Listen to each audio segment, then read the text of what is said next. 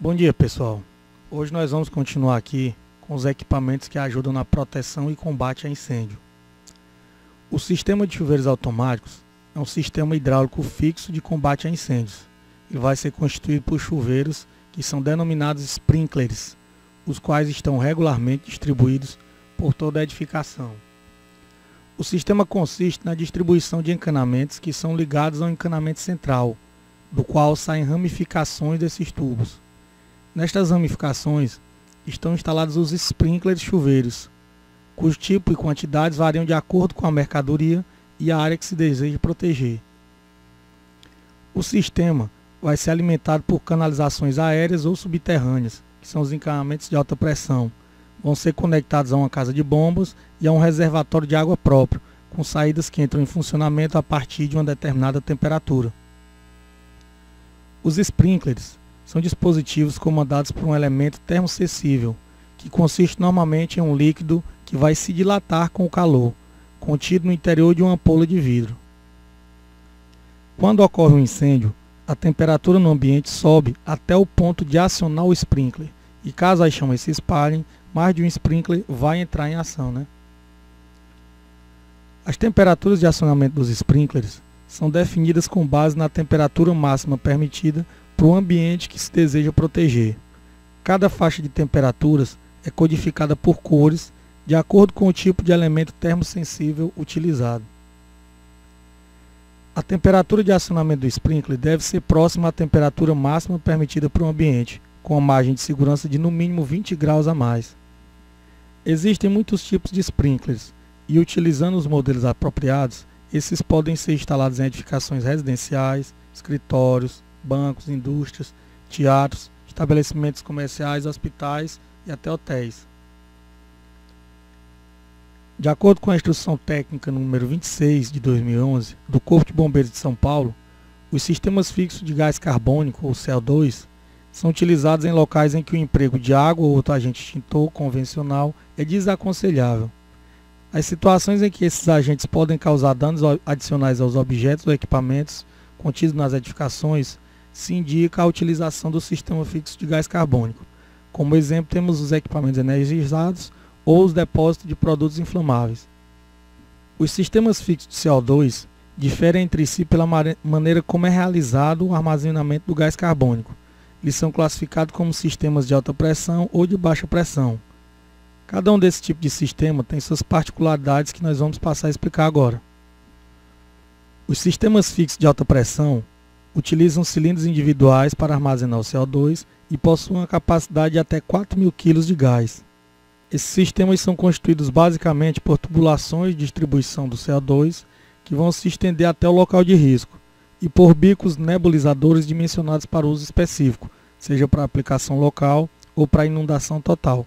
Os sistemas fixos de combate a incêndio de baixa pressão são indicados para riscos que requerem o uso de uma grande quantidade de agente extintor.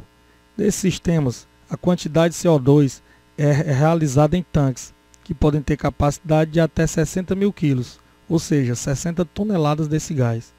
Eles também permitem o atendimento a várias áreas de risco de uma mesma instalação.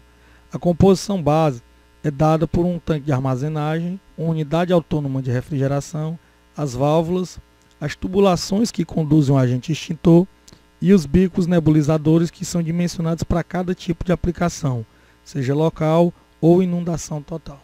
Abaixo nós temos um quadro comparativo mostrando quais as aplicações específicas para cada tipo de sistema. A iluminação de emergência segue as recomendações da NBR 10898 de 99. Para esse tipo de iluminação são utilizadas baterias ou geradores. Ela substitui a iluminação artificial em um caso de emergência, A iluminação de emergência pode ser de ambiente ou de sinalização. Esse tipo de iluminação apresenta uma intensidade suficiente para deixar bastante claros os ambientes e as rotas de saída. Ele é obrigatório em todos os locais onde haja circulação vertical ou horizontal. A iluminação de balizamento ou sinalização tem o objetivo de iluminar os obstáculos e a sinalização. Ela vai apresentar símbolos gráficos, texto escrito, entre outros. Ela orienta o caminho que deve ser seguido, mostrando todas as direções a serem tomadas em uma situação de emergência. A sinalização da qual estamos falando é um conjunto de vários sinais visuais, formados por símbolos, mensagens e cores colocados no interior da edificação. O objetivo é minimizar o risco de ocorrer um incêndio, mostrando os locais mais suscetíveis ao fogo. A sinalização pode ser preventiva e ativa, utilizada para evitar ou reduzir o risco de incêndio e orientar as ações quando o incêndio já iniciou. Quanto à classificação, ela pode ser básica ou complementar. A sinalização básica é formada pelo conjunto de sinais constituído de 4 categorias: proibição, alerta, orientação e salvamento e equipamentos. A sinalização complementar já vai ser um conjunto de sinais formado por faixas de cor ou mensagens que complementam a sinalização básica. A sinalização de emergência é feita em formas geométricas com cores, símbolos, dimensões e materiais que facilitam a visualização rápida. Isso porque a mensagem de que algo está errado deve chegar de forma rápida e segura. Vamos agora às cores que representam a sinalização de emergência. As cores de emergência são vermelho, amarelo, verde, preto e branco. Essas cores são empregadas nas placas de sinalização, nas imagens ou símbolos e como cores de fundo, como veremos a seguir. Nas placas de sinalização, utilizamos as seguintes. Para cores das imagens ou símbolos empregados, utilizamos as que estão abaixo listadas. E as cores de fundo que servem para contrastar com as cores das imagens ou símbolos podem ser as que seguem abaixo. Saída de emergência, conhecida como rota de saída de acordo com o NBR 9077/2001, é um caminho contínuo que, em caso de sinistro, é percorrido pelos ocupantes do local afetado pelo fogo até chegar a uma via pública ou um local seguro. Esse caminho também é utilizado em outras situações de emergência e é constituído por percursos, portas, corredores, escadas e outros espaços. A iluminação e sinalização de emergência são utilizadas na rota dessas saídas. Nas salas com capacidade superior a 50 pessoas, as portas devem abrir no sentido da fuga. Isso é, você vai empurrar a porta quando estiver saindo desse ambiente. Se for superior a 200 pessoas, deve haver uma barra antipânico nessa porta. Escada enclausurada é uma escada protegida contra o fogo, com paredes resistentes a esse fogo por determinado tempo e portas corta-fogo. A finalidade desse tipo de escada é promover uma saída mais rápida e segura, podendo também ser uma área de refúgio temporário. A escada enclausurada à prova de fumaça tem uma caixa envolta por paredes resistentes ao fogo e porta corta-fogo. O acesso vai ser feito por uma antecâmara, que também é enclausurada, ou um local aberto, a fim de evitar não só o fogo como a fumaça. As paredes da escada porta-fogo resistem ao fogo no mínimo por 4 horas, e as portas corta-fogo vedam a entrada da fumaça dentro desse recinto. Lembrando que a abertura da porta corta-fogo é no sentido da fuga e que a escada tem continuidade até uma saída final para um local seguro. Essa escada ainda difere da escada anterior apenas no que se refere à estanqueidade da fumaça. Nessa escada, a prova de fumaça, a fumaça não entra graças ao sistema de pressurização. O funcionamento é mostrado na figura abaixo. Esse tipo de escada ele vai ser ventilado. Ele situa-se em um local com paredes resistentes ao fogo por no mínimo 2 horas e possui uma porta corta-fogo. Ele é contínua também até uma saída final para um local seguro. As portas de saída de emergência são fundamentais para evitar que o fogo se propague, possibilitando a saída com segurança daqueles que estão na edificação. Existem 2 tipos de porta de saída de emergência que nós vamos tratar a seguir: a porta corta-fogo e a porta resistente ao fogo. A porta corta-fogo é constituída por elementos incombustíveis.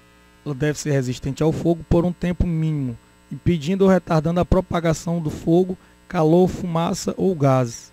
Ela deve ainda possibilitar a saída das pessoas com segurança. Já esse outro tipo de porta vai ser formado por uma folha de madeira maciça ou compensado maciço. Sua resistência ao fogo vai ser de 30 minutos. Ela deve ter uma espessura mínima de 35 mm e nas 2 faces ser pintada com tinta verniz ou verniz ignífugo. Agora nós vamos ver como manter os equipamentos de combate a incêndio sempre em bom estado de funcionamento. Vamos falar sobre a inspeção dos aparelhos e a realização desses testes. A inspeção ou vistoria periódica é feita visualmente e são verificadas lâmpadas, disjuntores e fusíveis. Algumas inspeções devem ser feitas quinzenalmente, outras mensalmente e outras ainda semestralmente. O teste ou tipo de ensaio vai determinar as condições de funcionamento do sistema de iluminação e ocorrem em intervalos programados. Alguns testes são mensais, outros semestrais, alguns anuais e há testes ainda que são realizados há 4 anos. Após o resultado dessa inspeção e do teste, faz-se a manutenção onde for necessário. A limpeza e os testes devem ser realizados a cada 6 meses, principalmente se a sinalização ficar em um ambiente externo e sujeita à corrosão. Nesse caso, como os equipamentos são mais específicos, precisamos seguir as recomendações do fabricante e fazer a inspeção e manutenção com a empresa especializada. Deve ser também vistoriado todo o sistema. Aqui, a inspeção semanal ou mensal é feita visualmente para averiguar se os extintores estão no lugar certo, se o pino de segurança está lacrado, se há o selo de lacração do cilindro e se os acessos estão livres e visíveis e não apresentam danos físicos. Já a inspeção semestral vai ser realizada para verificar as cargas dos extintores e anual para recarregá-los. Os testes hidrostáticos já são feitos a cada 5 anos, devendo ser realizada uma punção com a data de realização no casco desse extintor. E por último, esse tipo de inspeção vai ser feita visualmente, revelando se há ou não vazamentos, se a canalização e os acessórios estão funcionando bem. Com os testes, nós vamos ficar sabendo se esse sistema de bombas vai estar com a pressão no chuveiro e depois da inspeção fazer os testes de manutenção. Bem, pessoal, aqui nós vamos finalizando mais uma aula. Deem uma observada no material, na apostila, para complementar. E até a próxima. Um grande abraço.